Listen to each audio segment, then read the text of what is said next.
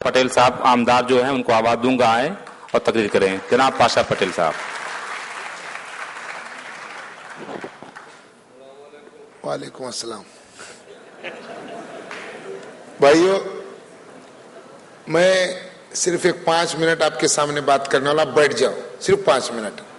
जिस मकसद के लिए आप आए हैं वो मकसद को अगर हल करना है तो यहाँ पे कुछ लोग ऐसे बैठे हुए हैं कि जो तुम क्या कर रहे हैं देख रहे कि ये रिजर्वेशन लेने के लायकी के है कि नहीं है, ये लोग देख रहे हैं। तब अपनी लायकी बताओ कि बैठो जरा, पूरा टाइम हुए तक। भाइयों, गलती से आखिरी भाषण मेरा हो रहा है। मदनी साहब आज के जलसे के सदर, लेकिन उनको कुछ काम आने की वजह से मैं सदर, मैं क्या करूं, मेरी मजबूरी है। और 2 चीजें आपके सामने बताने वाला हूं कि पुरुषोत्तम खेड़ेकर साहब यहां पे है। मैंने जिंदगी के 25 साल किसानों में काम किया, हिंदू किसानों के, जो मराठा की बात जो चल रही है वो मराठा किसानों के 25 साल में नेता रहा। लेकिन पूरे हिंदुस्तान में एक भी किसान हिंदू ऐसा नहीं बोला कि एक मुसलमान हमारा नेता क्यों। लेकिन 2 साल से मैं मुसलमानों की बात कर रहा हूं तो सारे के सारे बोल रहे बीजेपी का है। तुम शानिया नहीं है बोल के मैं बीजेपी में हूं। बात समझो, इधर कोई मिलता नहीं था बोल के वो भी है। राजनीति समझो। ये सारे लीडर आपके सामने जो बातें किए वो अगर तुमको चाहिए तो आंदोलन करना पड़ेगा। और आंदोलन किससे सीखना? आंदोलन सीखना दलित समाज से, रामदास अठवले साहब की कौम से। साल में 2 बार रेल, एक दिन उनकी। आज थी पहली बार ये आज पहली बार हिम्मत करे जो के नको है परभनी, बाकी के नहीं अभी हिम्मत करे। नागपुर भी बगैर टिकट, वारे शेर सुधरे रे तुम।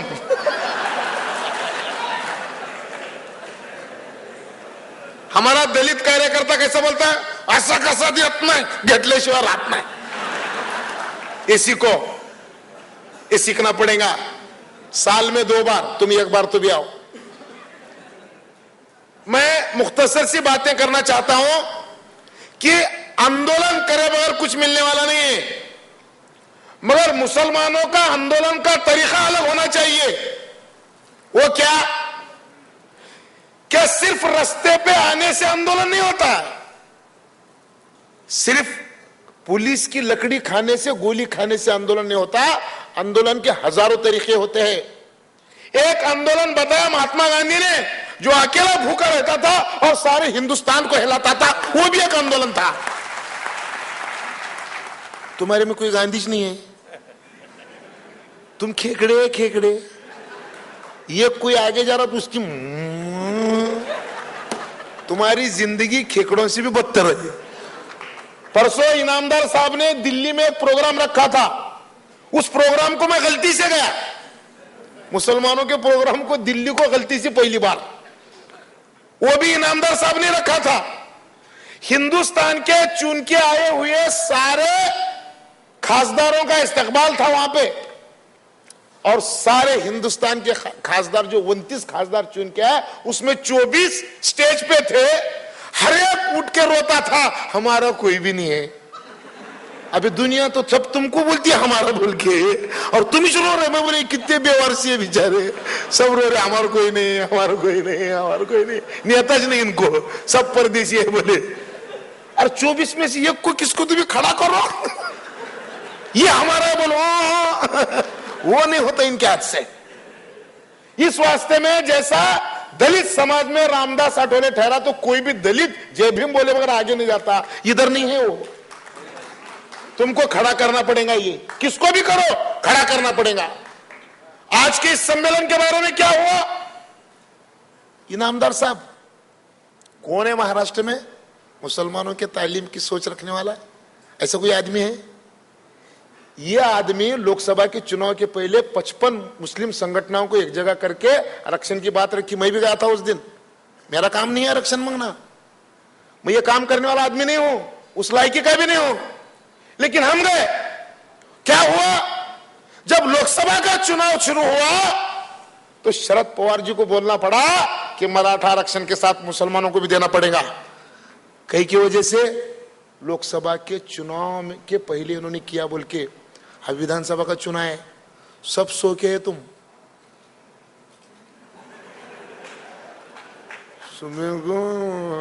सुबह को खीमा, दोपहर को बिरयानी, मजा मजा मजा। कौन सोचो बाबा? ये कौन सोचो? अगर समझो मेरे दिमाग में ये चीज आई तो चीज बेकार है क्या? अरे कौन कर रही है? कहीं को देख रहे मियाँ, क्या कर रही है? देखो क्या हो रहा है, देखो रे मियाँ। ये चीज को कोई बुरा बोलेगा क्या? ये चीज होना चाहिए, और ये चीज अगर नहीं होंगी,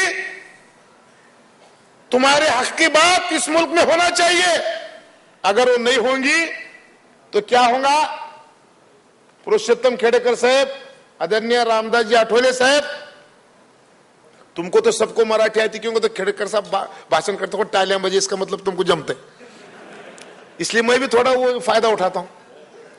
वो फायदा यह है की जसं आता मदनी साहेबांनी सांगितलं की ही पूर्ण देशाची लढाई आहे, हे सूर्यप्रकाश इतकं सत्य कसं आहे? तर 11व्या पंचवार्षिक योजनेचा एक हवाला है, ते मी तुमच्या समोर सांगणार आहे। अपने देश का जो नियोजन होता है हर 5 साल का, तो ये दौर जो गुजर रहा है, ये दौर है 11वीं पंचवार्षिक योजना का। और इस 11वीं पंचवार्षिक योजना में जो हार्ट है, जो मुझे समझा है, वो मैं आपके सामने बतलाना चाहता हूं। किंतु मैं चुन के आया हुआ आमदार नहीं हूं, और तुम्हारे वोट जिस पार्टी को नहीं मिलते वो पार्टी से आया हुआ हूं, इसलिए तुम्हारा देना लेना कुछ नहीं है। ये सब बोनस है, बोनस काम चल रही है सब। तुम जिसको दिए उन्होंने आते भी नहीं। उन्होंने अपने अपने मजे कर रहे हैं। भाइयों, रहना पड़ता है, जाते ही कहां, रहना पड़ता है। क्या है बात? वो सुनो, यहां बहुत सारे पत्रकार भी बैठे हैं, ये बात सुनो। पहले मैं जो मराठी में पढ़ा हूं वो मराठी में दोहराता हूं, उसके बाद में उर्दू में दोहराने की कोशिश करता हूं, क्यों? तो ये कोशिश सिर्फ 2 साल से चालू है, उसके पहले तो मैं भी उधरीच था।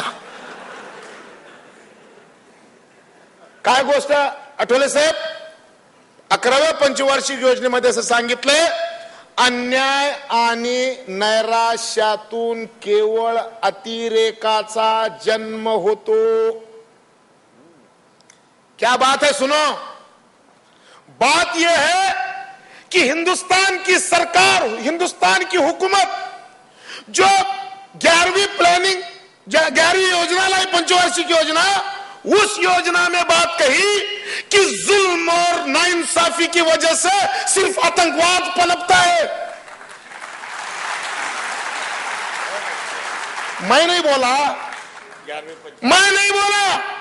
बोला कौन? 11वीं पंचवार्षिक योजना।